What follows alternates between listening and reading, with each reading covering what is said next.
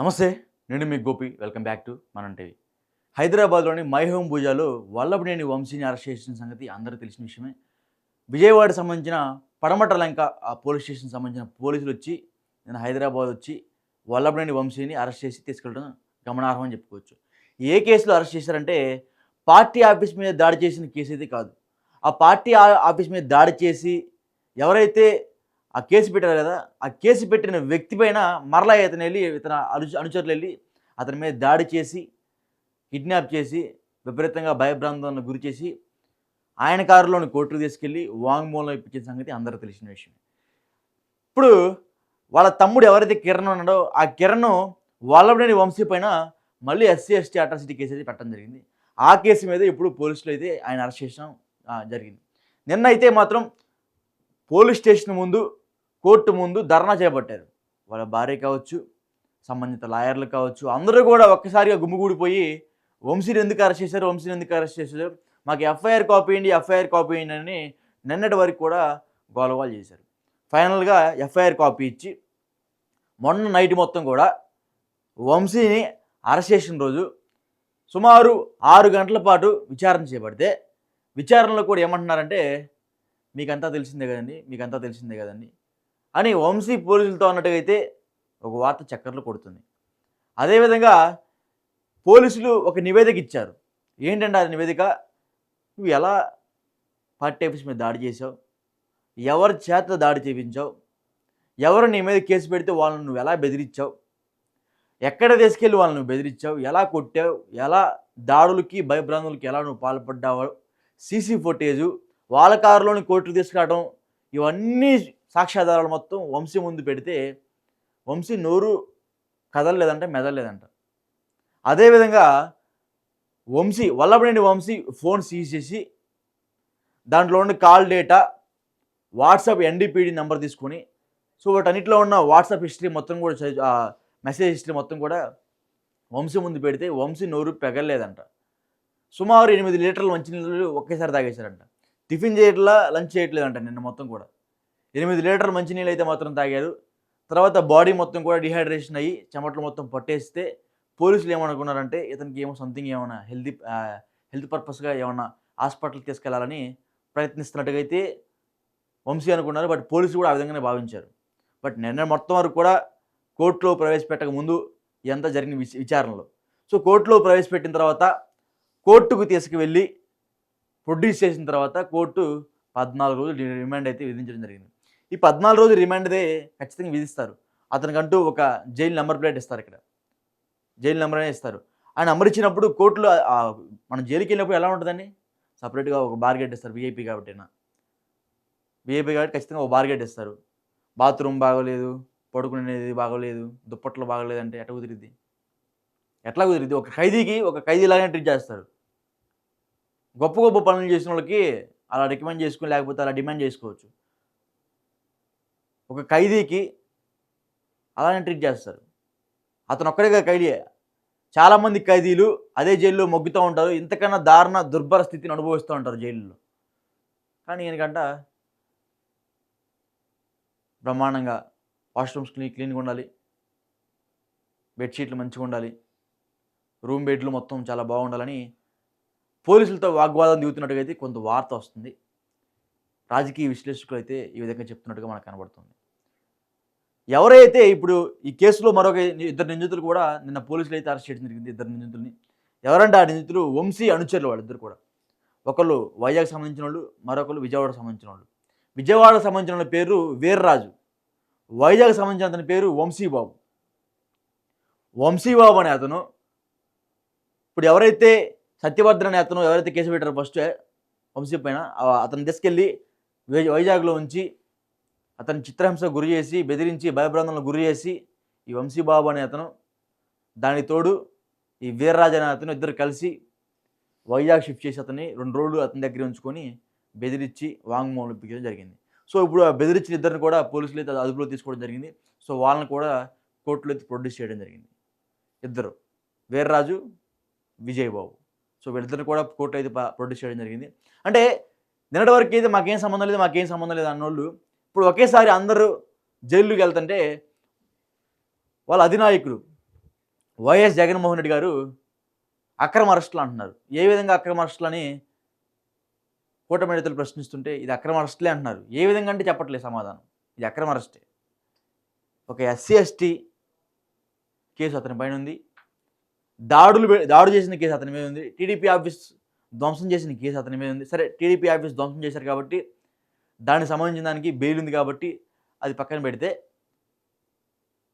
ఒక దళిత ఉద్యోగిని ఆ విధంగా చిత్రహింసలకు గురి చేసి 2 రోజులు కిడ్నాప్ చేసిన కేసు అతని మీద ఉంది. మొత్తం 4 కేసులు పెట్టి వంశీ వల్లభనేని అయితే నిన్న కోర్టులో అయితే ప్రొడ్యూస్ చేసిన తర్వాత 14 రిమాండ్కి అయితే వెళ్ళిపోవడం జరిగింది. రేపు వైఎస్ జగన్మోహన్ రెడ్డి గారు వెళ్ళి కలవబోతున్నారు. ఇదే ఆ బ్యాక్గ్రౌండ్. సో వంశీ అరెస్టుపై జగన్ సీరియస్. రేపు జైల్లో వంశీని కలవబోతున్నట్టుగైతే ఒక వార్త వస్తుంది. కలుస్తారు. కలిసి వెళ్ళి ఏం మాట్లాడతారు? ఏంది వంశీ తప్పు చేసావా అంటారా? ఏంది వంశీ ఇట్లా కిడ్నాప్ చేసావని అడుగుతారా? అన్నీ తెలిసిన విషయాలే కదా. కోర్టు ముందు పోలీసు వారు మొత్తం సాక్ష్యాధారాలతో చూపెడితేనే ఆయనకి రిమాండ్ పడింది. ఇంకేం అడుగుతారు? ఏమని జగన్మోహన్ రెడ్డి గారు వెళ్ళి వల్లభనేని వంశీని ఏ విధంగా పరామర్శిస్తారు? చూడాల్సి ఉంది. నిన్న గోరంట్ల మాధవ్ వైఎస్ఆర్సీపీ అధికార ప్రతినిధి అంట. గతంలో మనం చూసాం వాట్సాప్ వీడియో కాల్లో ఎంత రోత అంటే అంత రోత. ఆయన మళ్ళీ సీఏగా పనిచేశారు గతంలో, మాజీ ఎంపీ. వాట్సాప్లో బూతుల వీడియోలు,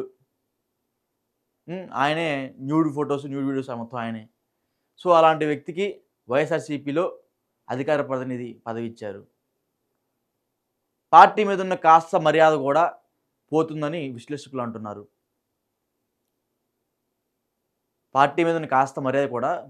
విశ్లేషకులు, చాలామంది జర్నలిస్టులు, మాలాంటి వాళ్ళు అంటున్నారు. అంటే ఇవన్నీ ఏంటంటే మాట అదుపులో లేకపోతే ఇవన్నీ ఇప్పుడు కనపడుతున్న పరిస్థితులు. అంటే గతంలో వైఎస్ఆర్సీపీ అధికారంలో ఉన్న సమయంలో వాళ్ళ నోటికి అదుపు ఉండేది కాదు.